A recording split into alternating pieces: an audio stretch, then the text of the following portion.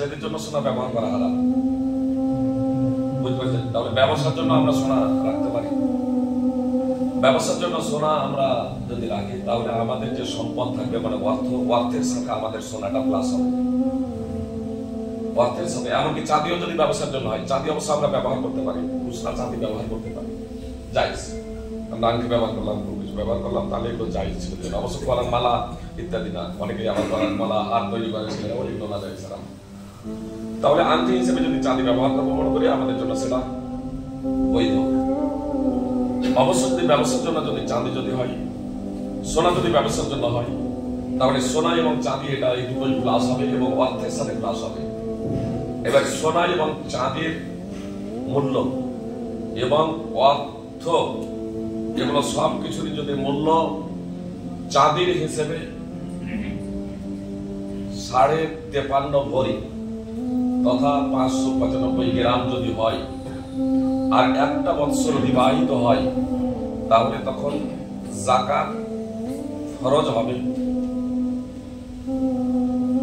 অনেক ওলামায়ে কিরামদের মতে। তখন শতকরা 2.5 টাকা হিসেবে বের করে দিতে হবে।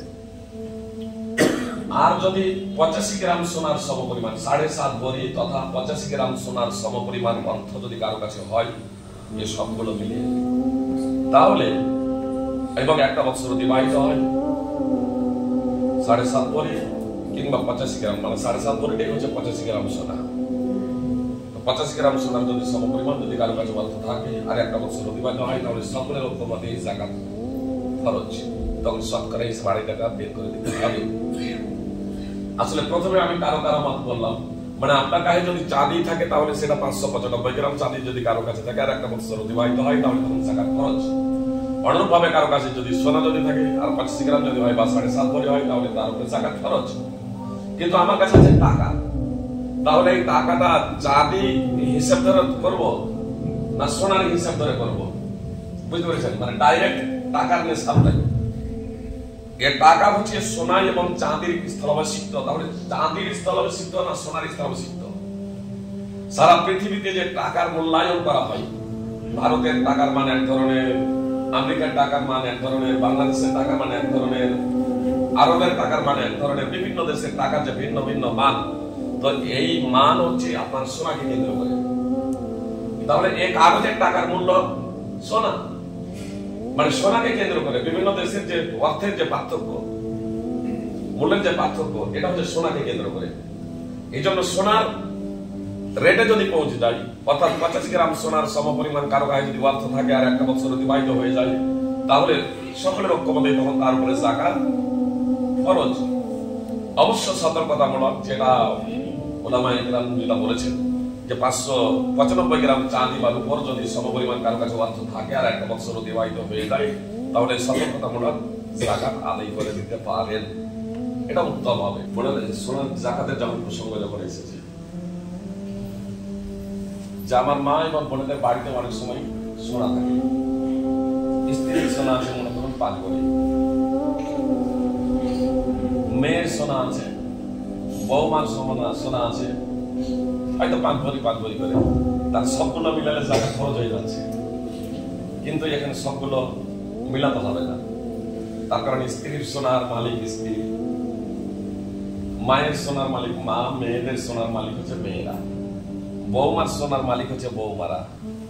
এককভাবে কেউ যতক্ষণ না সোনার মালিক হবে ততক্ষণ পর্যন্ত তার উপরে যাকাত খরচ হবে না। সোনা এবং চাঁদি উভয় ক্ষেত্রে এসব পরিমাণ।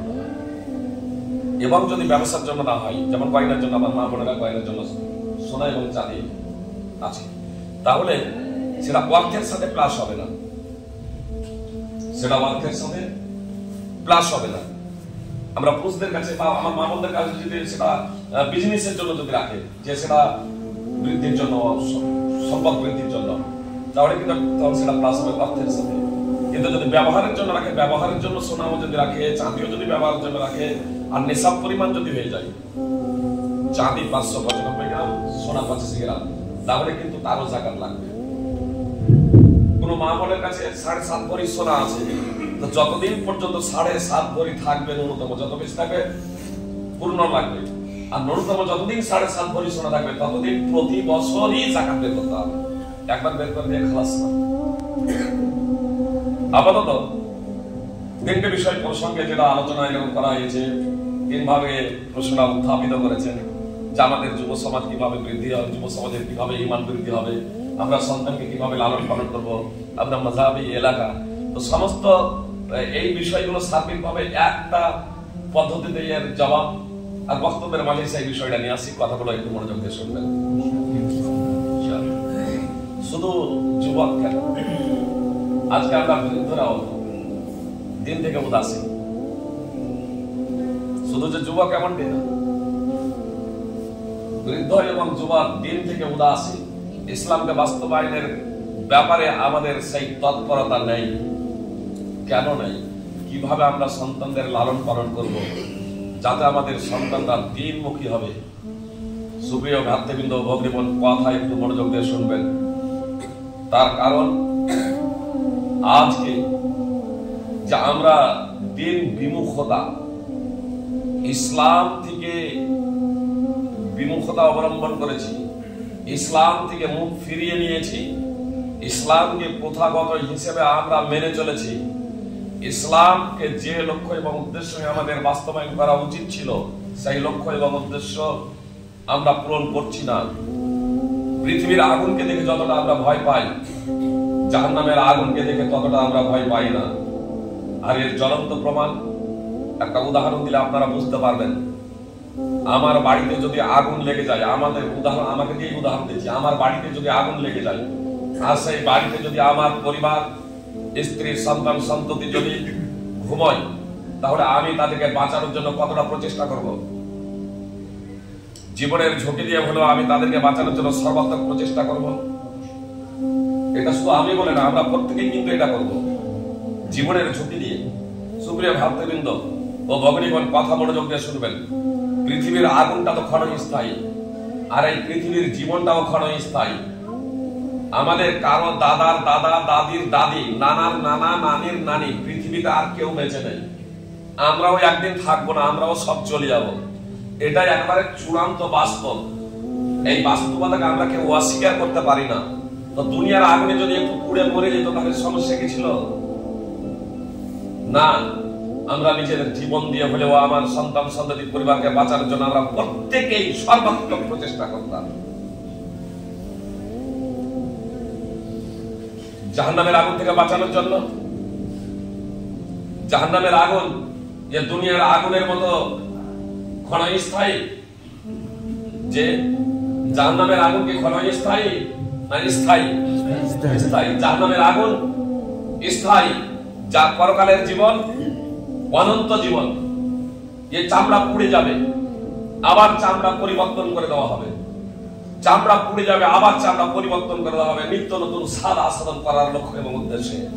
আর এই পৃথিবীর আগুনে চামড়া পুড়ে যাবে, তো এখানে তো শেষ। এই জীবনটা ক্ষণস্থায়ী, পৃথিবীর আগুনও ক্ষণস্থায়ী। একটা পর্যায়ে আগুনই নিভে যাবে, একটা পর্যায়ে পৃথিবীর আগুন দ্বারা শরীরে এরকম কষ্ট ভোগ করবে না।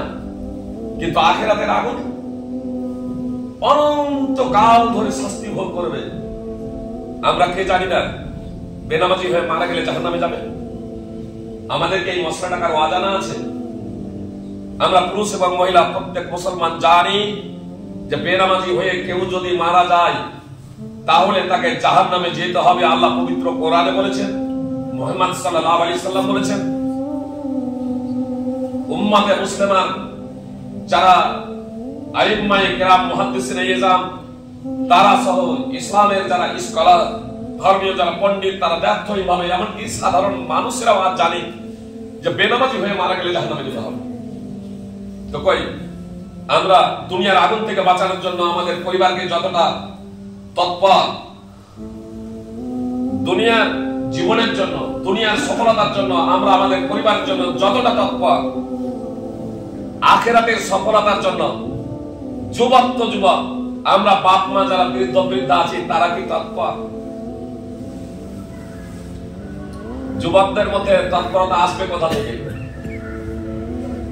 যুবকদের মধ্যে সজীবতা আসবে কোথা থেকে? ছেলে মেয়ে তৎপর হবে কিভাবে, দিনমুখী হবে কিভাবে? যদি আমরা পিতামাতা যদি দিন থেকে বিমুখ হয়ে যাই, আমাদের পিতামাতা আমাদের মধ্যে যদি দিন যদি না থাকে, কথা একটু মনোযোগ দিয়ে শুনবেন সুপ্রিয় ভাতৃবৃন্দ ও ভগ্নীগণ। আল্লাহ বলছেন ইন্দাল্লাহিল ইসলাম, নিশ্চয় আল্লাহর নিকটে দিন হলো একমাত্র ইসলাম। সূরা আলে ইমরান 3 নম্বর সূরার 19 নম্বর আয়াতের অংশ বিশেষ। অর্থাৎ এই দিন, এই ইসলামই হলো আল্লাহ তাআলার নিকটে একমাত্র দিন, একমাত্র ধর্ম, একমাত্র জীবন ব্যবস্থা। দিনে ইসলাম ছাড়া পৃথিবীতে যত ধর্ম আছে, পৃথিবীতে যত ধর্ম আছে, মতবাদ আছে, সমস্ত ধর্ম বাতিল, সমস্ত ধর্ম জীবন ব্যবস্থা আল্লাহ তাআলা কবুল করবেন না। ইসলাম ছাড়া পৃথিবীতে অন্য কোন ধর্ম জীবন ব্যবস্থা আল্লাহ কবুল করবেন না। সুতরাং আল্লাহ তাআলা পবিত্র কোরআনে স্পষ্টভাবে ঘোষণা দিয়েছেন, ওয়া মান ইয়াবতাগি গায়রাল ইসলামি দীনান ফালান ইউকবালা মিনহু ওয়া ফিল আখিরাতি মিনাল খাসিরিন। আল্লাহ তাআলা বলেন, যে কেউ ইসলাম ছাড়া অন্য কোন জীবন ব্যবস্থা, অন্য কোন ধর্ম অনুসন্ধান করবে, তা তার নিকটে কিঞ্চিত মাত্র গ্রহণ করা হবে না এবং আখিরাতে সে হবে ক্ষতিগ্রস্তদের অন্তর্ভুক্ত। সূরা আলে ইমরান 3 নম্বর সূরার 25 নম্বর আয়াত। রাসূলুল্লাহ সাল্লাল্লাহু আলাইহি সাল্লাম বলেছেন, ওয়াল্লাযী নাফসু মুহাম্মাদিন বিয়াদিহি, সেই সত্তার কসম যার হাতে মুহাম্মদ সাল্লাল্লাহু আলাইহি সাল্লামের জীবন, লা ইয়াসমাউ বি আহাদুম মিন হাযিহিল উম্মাহ, মুহাম্মদ সাল্লাল্লাহু আলাইহি সাল্লামের যতবার নাম নেব, যে কোন আলোচকের মুখে শুনবেন, প্রত্যেকবার মনে মনে সাল্লাল্লাহু আলাইহি ওয়াসাল্লাম বলবেন। আমাদের ঠোঁটনাতে কত সময় মুহাদ্দিসিনে কেরাম হাদিসের একটা পৃষ্ঠাতে যদি 10-12 মুহাম্মদ সাল্লাল্লাহু আলাইহি সাল্লামের নাম এসেছে, রাসূলুল্লাহ সাল্লাল্লাহু আলাইহি সাল্লাম, নবিউল্লাহ সাল্লাল্লাহু আলাইহি সাল্লাম, ওয়ালান নবী সাল্লাল্লাহু আলাইহি সাল্লাম, ওয়ালা রাসূল সাল্লাল্লাহু আলাইহি সাল্লাম লিখেছেন একদম বড় করে। আমরা তো ছোট্ট করে লিখে দিই, বলতে সব ইচ্ছা মুহাদ্দিসিনে কেরাম পূর্ণ সাল্লাল্লাহু আলাইহি ওয়াসাল্লাম।